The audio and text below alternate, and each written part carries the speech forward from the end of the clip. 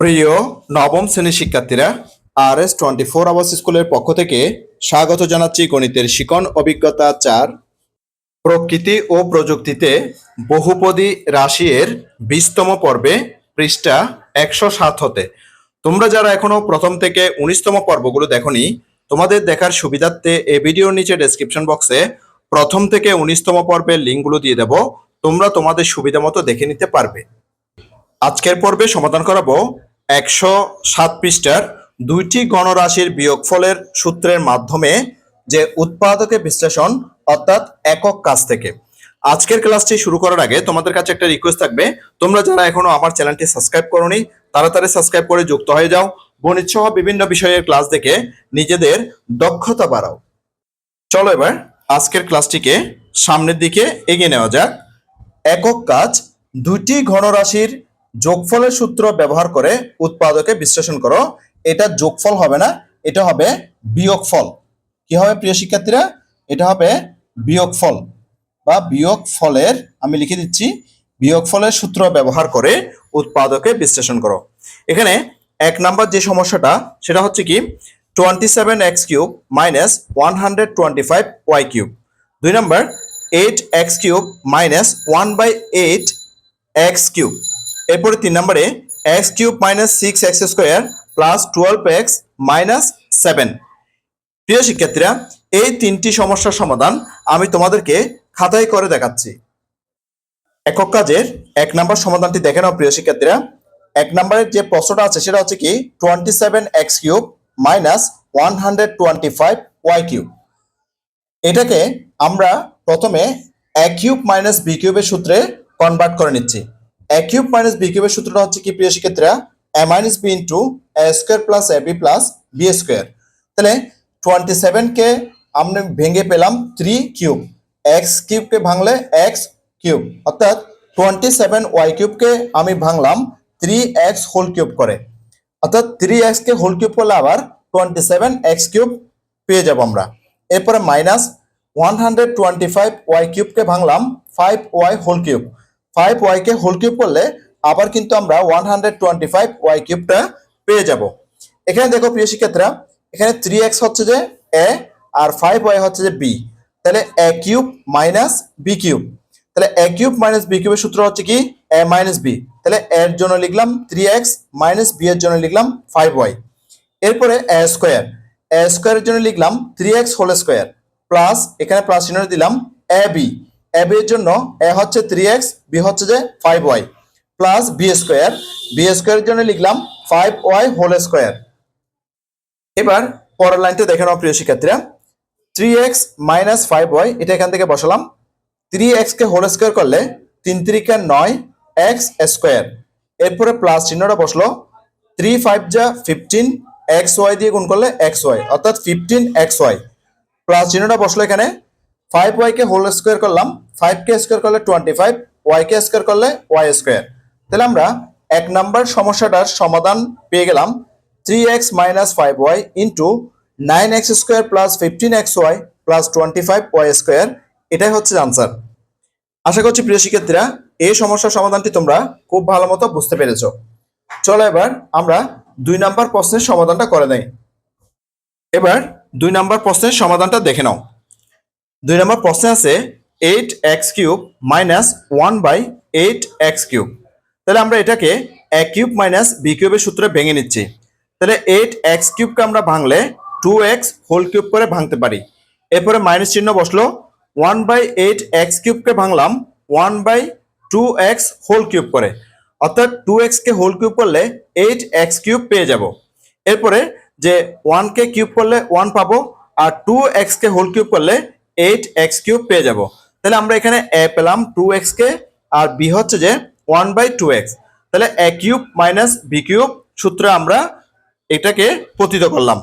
এবার আমরা a³ minus b³ এর সূত্র অনুসারে লিখব। a³ মাইনাস b³ সূত্র হচ্ছে কি a minus b into a square plus ab plus b square, অর্থাৎ এই সূত্রটা এখানে যে আমরা অনুসরণ করব।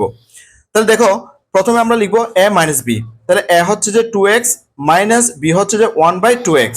এরপরে a স্কোয়ার হচ্ছে যে 2x হোল স্কোয়ার, এরপর হচ্ছে প্লাস প্লাস চিহ্ন এখানে বসলো। এরপরে ab, এ হচ্ছে যে 2x আর বি হচ্ছে যে 1/2x। এরপরে প্লাস চিহ্নটা এখানে বসলো, বি স্কোয়ার, এখানে বি হচ্ছে যে 1/2x, সেজন্য লিখলাম 1/2x হোল স্কোয়ার। এরপরে এখানে দেখো 2x এবং 2x ক্যান্সেল আউট হয়ে যায়, আর থাকে 1, অর্থাৎ 2x দিয়ে 2x কে ভাগ করলে 1 হয়ে যাবে। তাহলে দেখো আমরা কি পাচ্ছি, 2x মাইনাস 1/2x। এরপরে 2x কে হোল স্কোয়ার করলে 4x স্কোয়ার। তাহলে এখানে প্লাস চিহ্নটা বসলো, 1 1 যা 1 বসলো। এরপরে প্লাস চিহ্নটা এখানে বসলো, 1 কে স্কোয়ার করলে 1, 2x কে স্কোয়ার করলে 4x স্কোয়ার। এবার দেখো প্রিয় শিক্ষার্থীরা, আমরা এটাকে একটু সাজায় লিখছি। প্রথমে লিখলাম 2x minus 1/2x into 4x স্কোয়ারটা লিখলাম। এরপরে এখান থেকে 1/4x স্কোয়ারটাকে এটার পাশে নিয়ে আসলাম, প্লাস দিয়ে 1/4x স্কোয়ার। এরপর হচ্ছে প্লাস 1, অর্থাৎ এটাই হচ্ছে আমাদের আনসার। আশা করছি প্রিয় শিক্ষার্থীরা এই সমস্যার সমাধানটিও তোমরা খুব ভালো মতো বুঝতে পারছো।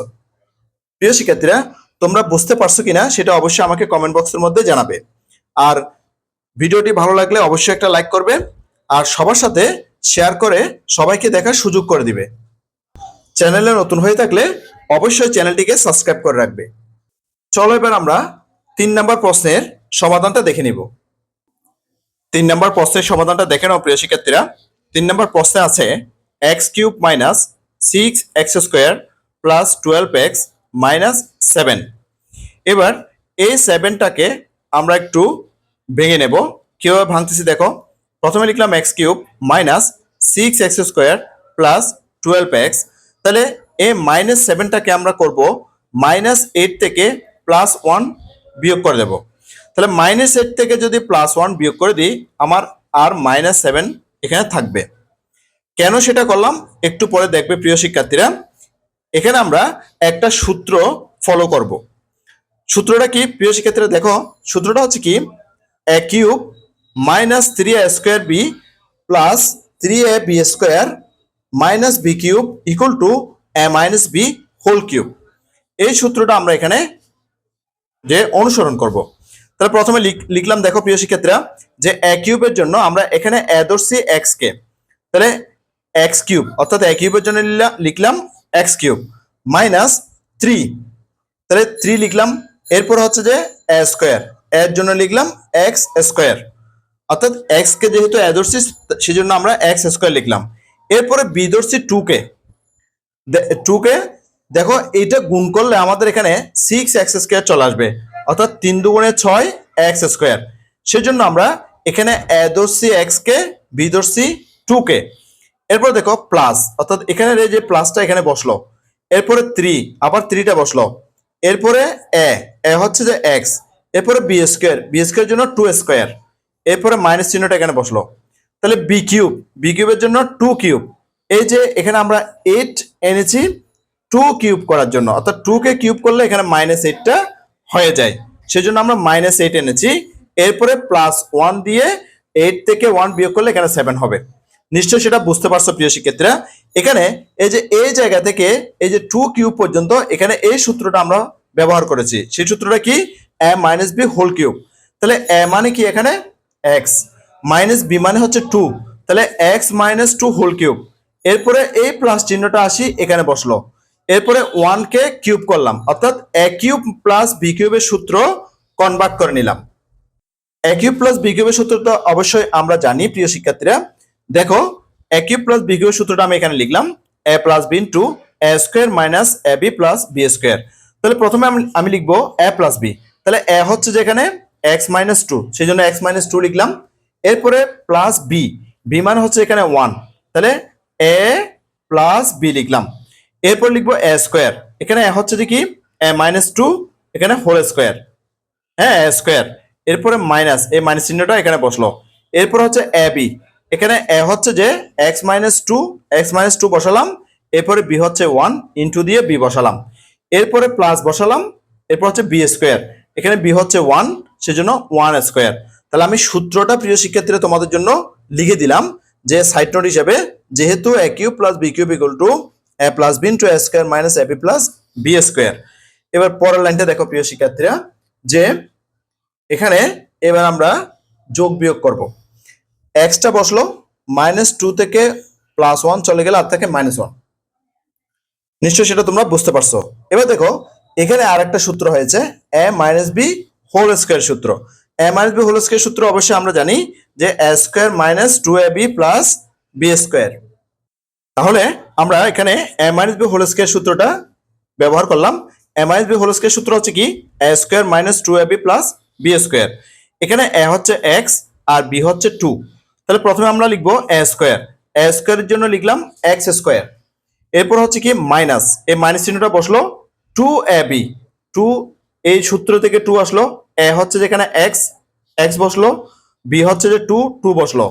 এরপর হচ্ছে কি প্লাস, প্লাস চিহ্নটা এখানে বসলো বি স্কয়ার, এখানে b হচ্ছে 2, 2 হোল স্কয়ার এখানে বসলো। এবার এই মাইনাস সাইন দিয়ে এখানে গুণ হবে আর 1 দিয়ে গুণ হবে, তাহলে মাইনাসে প্লাসে এখানে মাইনাস 1 দিয়ে x গুণ করলে 1x যা 1। এরপরে মাইনাসে মাইনাসে এখানে প্লাস বসলো, 1 দিয়ে 2 কে গুণ করলে 1 2 যা 2। এরপরে প্লাস চিহ্ন বসলো, 1 কে স্কয়ার করলে এখানে 1 আমরা পেয়ে গেলাম। এবার পরের লাইনতে দেখো প্রিয় শিক্ষার্থীরা, এখানে x মাইনাস 1 এখানে বসলো, x স্কয়ার বসলো, 2 2 যা 4x, অর্থাৎ গুণ করে আমরা এখানে পেলাম মাইনাস 4x। এরপরে প্লাস চিহ্নটা বসলো, 2 কে স্কয়ার করলে এখানে পেলাম 4। এবার দেখো মাইনাস x বসলো, এরপরে প্লাস 2 বসলো, এখানে প্লাস 1 বসলো। এর পরের লাইনটা দেখো প্রিয় শিক্ষার্থীরা, x মাইনাস 1 এখানে বসলো, x স্কয়ার বসলো, এখানে মাইনাস 4x, এখানে মাইনাস x, যোগ করলে হবে মাইনাস 5x। এরপর এখানে আছে প্লাস 4 প্লাস 2 প্লাস 1, 4 এর সাথে 2 যোগ করলে 6, 6 এর সাথে 1 যোগ করলে 7, অর্থাৎ প্লাস 7।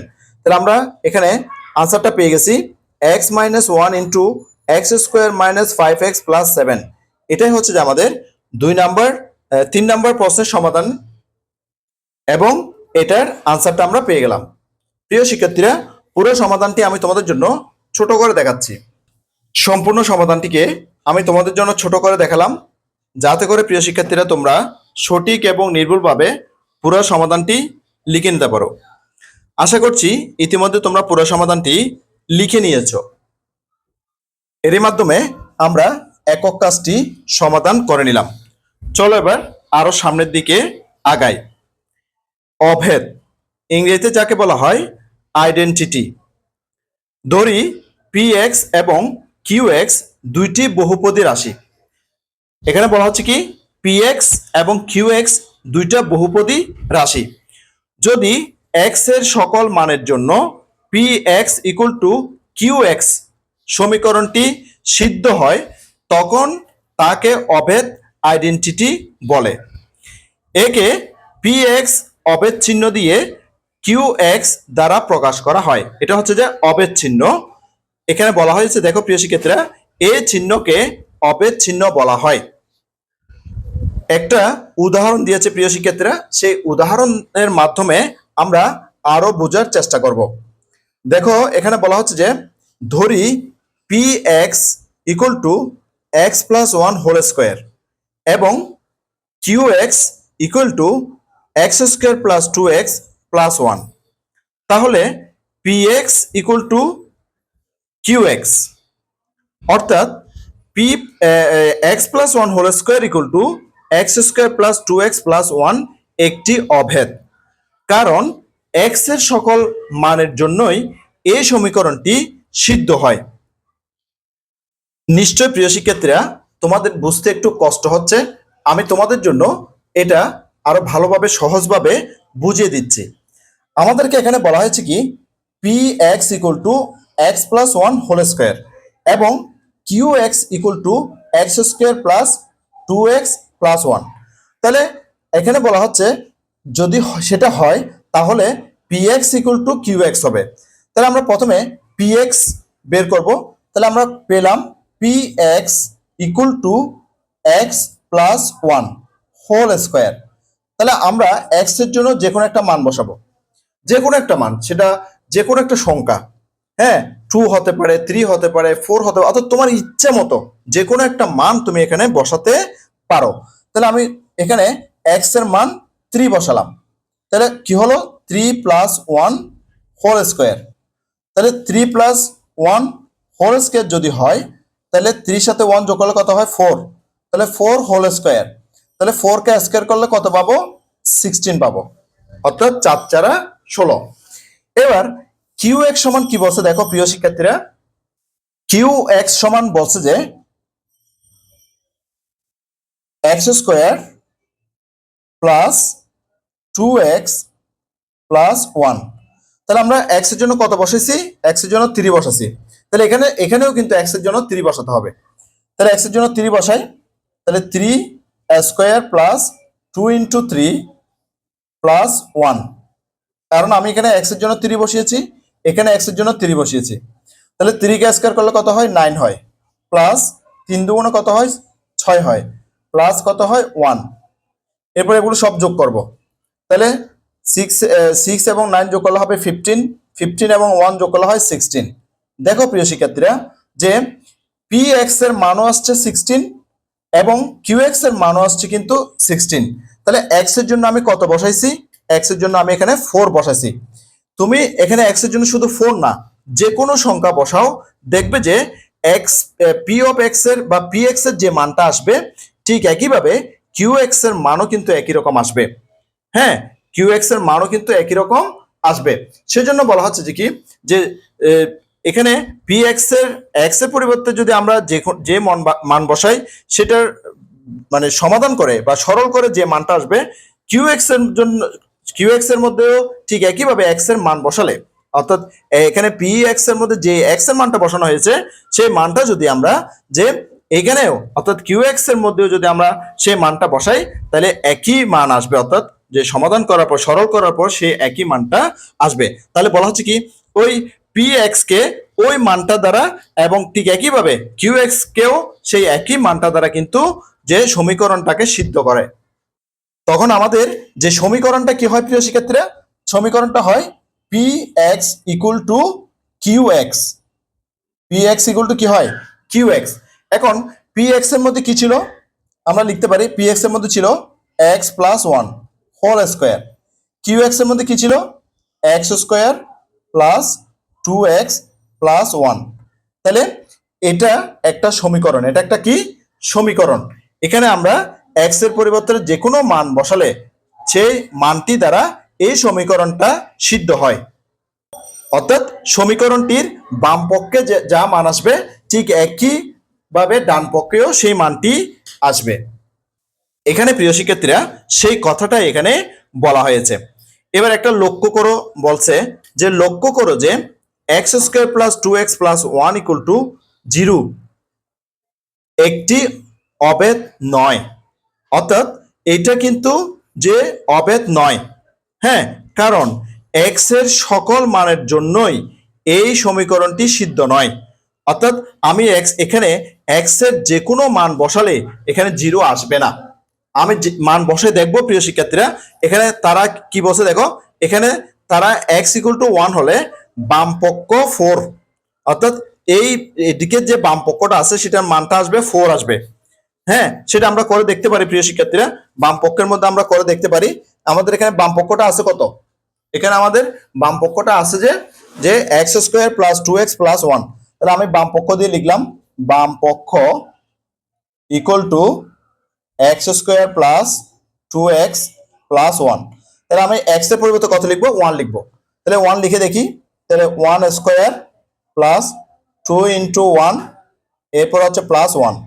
তাহলে 1 কে স্কয়ার করলে 1 হয়, প্লাস 2 1 যা 2 প্লাস 1। এবার এগুলো যোগ করো, যোগ করলে কত আসে দেখো, যোগ করলে 1 এর সাথে 2 যোগ করলে 3, 3 সাথে 1 যোগ করলে 4 আসে। তাহলে কিন্তু এখানে ডান পক্ষে কি আছে 0 আছে, তাহলে বাম পক্ষে আমরা কত পেয়েছি 4 পেয়েছি, কিন্তু ডান পক্ষে কত আছে 0 আছে। তাহলে বাম পক্ষের সাথে ডান পক্ষ কিন্তু মিলে নাই। হ্যাঁ, বাম পক্ষের সাথে ডান পক্ষ মিলে নাই, তার মানে কি বোঝা যাচ্ছে যে এই সমীকরণটাকে আমি যদি এক্স এর মান 1 বসাই তাহলে কিন্তু এই সমীকরণটি 1 দ্বারা সিদ্ধ হয় না, 1 দ্বারা সিদ্ধ হয় না, তখন কি এটা যে অবেদ হবে না। তাহলে অবেদ কি হবে না, এটা অবেদ হবে না, অর্থাৎ এক্স এর মান 1 বসালে এই সমীকরণটা অবেদ হচ্ছে না। এই সমীকরণটিতে প্রিয় শিক্ষার্থীরা যে বাম পক্ষের মধ্যে আমরা 1 না বসিয়ে যদি 0 বসাই তাহলে 0 square plus two into zero plus one, তাহলে জিরোকে স্কোয়ার করলে জিরো প্লাস টু জিরো যা জিরো প্লাস ওয়ান, তাহলে আমরা পেয়ে যাচ্ছি ওয়ান। তাহলে দেখো বাম পক্ষে আমরা পেয়েছি কত ওয়ান, হ্যাঁ, তাহলে ডান পক্ষে কত আছে জিরো, তাহলে মিলে নাই, হ্যাঁ, অর্থাৎ জিরো বসালেই কিন্তু মিলে নাই, তাহলে কিন্তু জিরো দ্বারাও কিন্তু সমীকরণটি সিদ্ধ হলো না। তাহলে এতে করে আমরা বলতে পারবো কি X square plus two X plus one equal to zero একটি অবেদ নয়। এটা কি অবেদ নয়? নিশ্চয়ই তোমরা এটা বুঝতে পারছো প্রিয় শিক্ষার্থীরা। তাহলে আমরা একটা সমীকরণের বাম পক্ষকে আমরা বলবো পি এক্স এবং ডান পক্ষকে বলবো কিউ এক্স। পি এক্স সমান যখন কিউ এক্স হয়ে যাব, বা পি এক্স সমান যে কোনো মান দ্বারা পি এক্স সমান কিউ এক্স যখন আমরা পেয়ে যাব, তখন এই সমীকরণটিকে বলবো আমরা অভেদ। আমরা কি বলবো? অভেদ।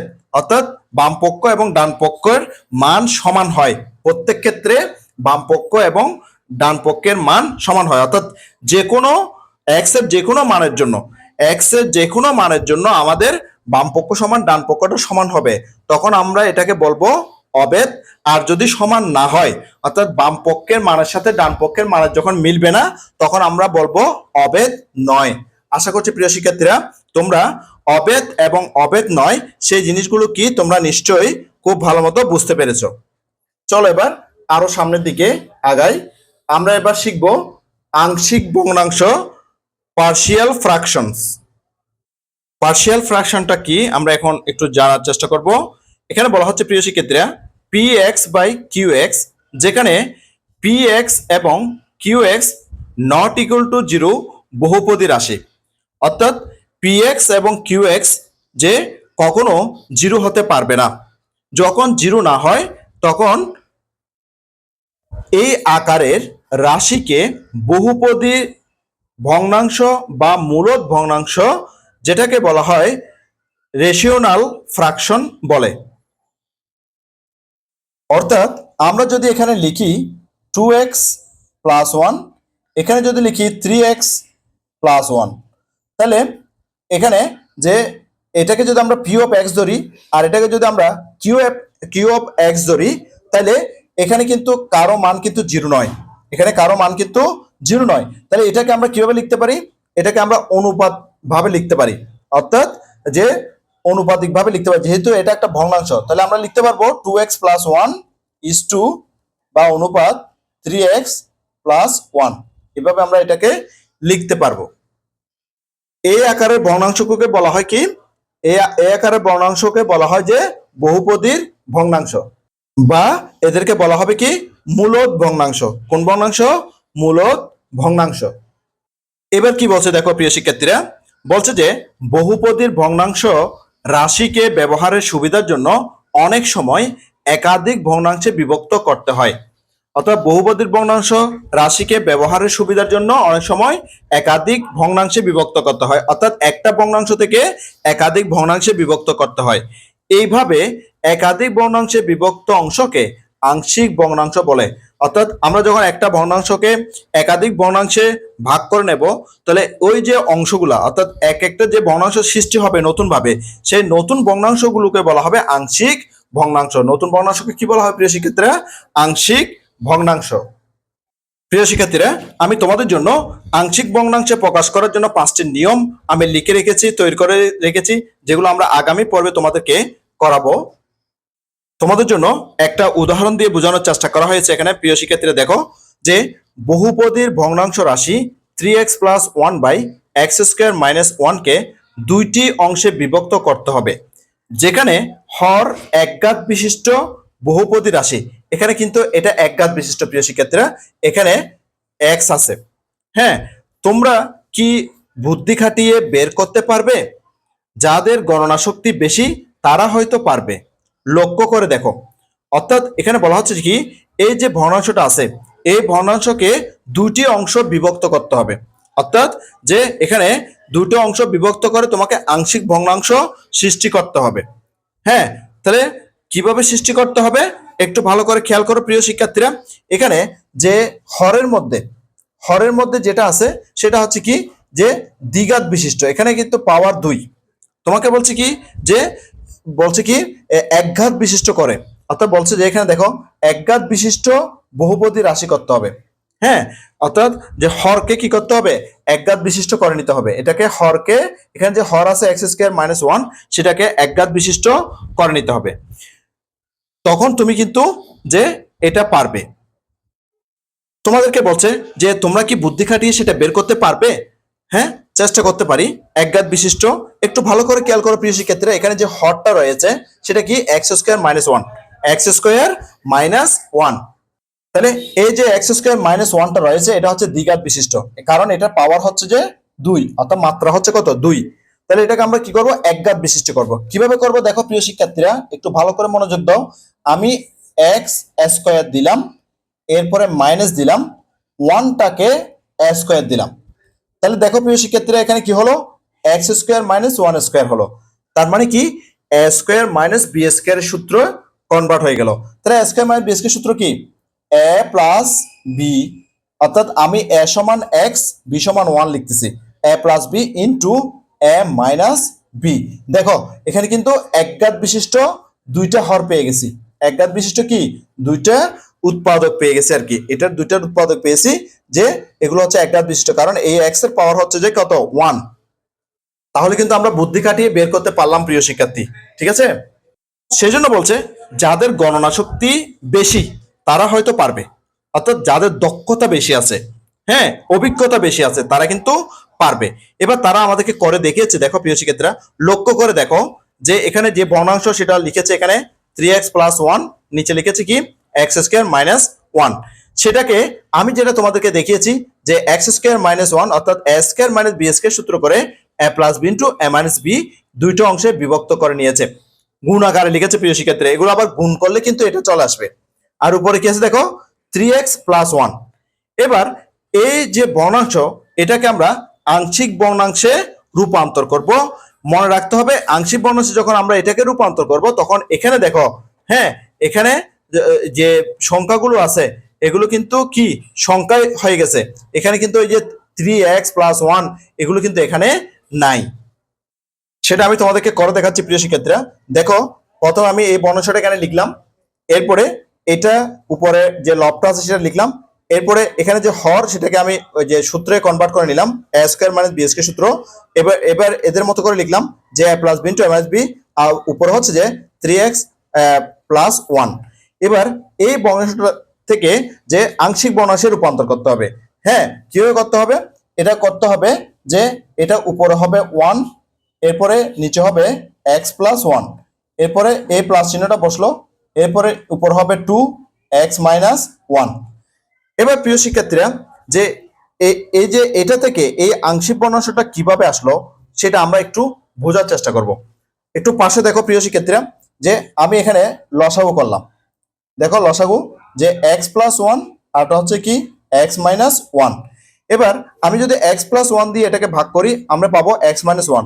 সেই ওয়ান দিয়ে এটাকে গুণ করতে হবে, তাহলে one into x minus one, এরপরে প্লাস চিহ্ন এটা এখানে বসলো। এরপরে এক্স মাইনাস ওয়ান দিয়ে যদি আমরা এটাকে ভাগ করি, আমি পাবো এক্স প্লাস ওয়ান। হ্যাঁ, তখন এই টুটা দিয়ে অর্থাৎ লবের যে টু আছে সেই টুটা দিয়ে এখানে এক্স প্লাস ওয়ানকে গুণ করতে হবে। দেখো প্রিয় শিক্ষার্থীরা, হরের মধ্যে আছে কত, x plus one into x minus one. এবার ওয়ান দিয়ে গুণ করো, ওয়ান দিয়ে এক্স গুণ করলে এক্স, মাইনাস ওয়ান দিয়ে ওয়ানকে ওয়ান গুণ করলে ওয়ান, এরপরে প্লাস টু দিয়ে এক্স গুণ করলে 2x, এরপরে যে প্লাসে প্লাসে প্লাস টু ওয়ান যা টু। নিশ্চয়ই এটা তোমরা বুঝতে পারছো প্রিয় শিক্ষার্থীরা। এবার নিচে দেখো, নিচে আছে x plus one into x minus one. তাহলে দেখো এখানে এক্স এবং 2x যোগ করলে কত হয়, 3x। এরপরে 2 থেকে এই যে মাইনাস ওয়ানটাকে আমরা কি করব, বিয়োগ করে দেবো। 2 থেকে 1 চলে গেলে আর থাকবে এখানে 1। দেখো প্রিয় শিক্ষার্থীরা, যে এই জিনিসটা এখানে কিন্তু চলে আসছে। দেখো যে এই জিনিসটা এখানে চলে আসছে, অর্থাৎ এটা থেকে এটা চলে আসবে, এটা থেকে এটা চলে আসবে। তাই কি করতে হবে, যে এটা থেকে এই দুইটা আমরা এভাবে লিখতে পারি, এভাবে লিখতে পারি। আশা করছি এটা তোমরা খুব ভালো মতো বুঝতে পেরেছো প্রিয় শিক্ষার্থীরা। তাহলে এটা থেকে দুইটা আংশিক ভগ্নাংশ পাওয়া গেছে, 1/x plus one plus 2/x minus one.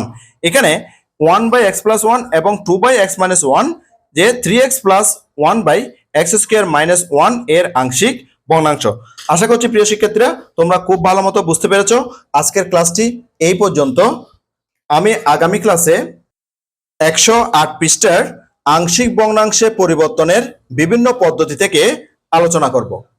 তাই আগামী 21তম পর্বটি দেখার আমন্ত্রণ জানাচ্ছি। সাথে সাথে অন্যান্য পর্বগুলো দেখারও অনুরোধ জানাচ্ছি। ইতিমধ্যে তোমরা যারা আমার চ্যানেলটি সাবস্ক্রাইব করে আমার ক্লাসগুলো নিয়মিত দেখতেছো, তোমাদেরকে আমার অন্তরের অন্তঃস্থল থেকে অসংখ্য অসংখ্য ধন্যবাদ। আর যারা সবেমাত্র আজকে প্রথমবার আমার ক্লাসটি দেখলা, তোমাদের প্রতি অনুরোধ থাকলো তোমরা আমার চ্যানেলটি সাবস্ক্রাইব করে পাশের নোটিফিকেশন অল করে বেল বাটনটিকে বাজিয়ে দাও এবং তোমার বন্ধুদের সাথে বেশি বেশি শেয়ার করো। গণিতের শিক্ষণ অভিজ্ঞতা 4 প্রকৃতি ও প্রযুক্তিতে বহুপদী রাশি এর 21তম পর্বটি দেখার আমন্ত্রণ জানিয়ে আজকের ক্লাসটি থেকে এখানে বিদায় নিচ্ছি। সবাই ভালো থাকবা, সুস্থ থাকবা, অবশ্যই নিরাপদে থাকবা। সবাইকে ধন্যবাদ।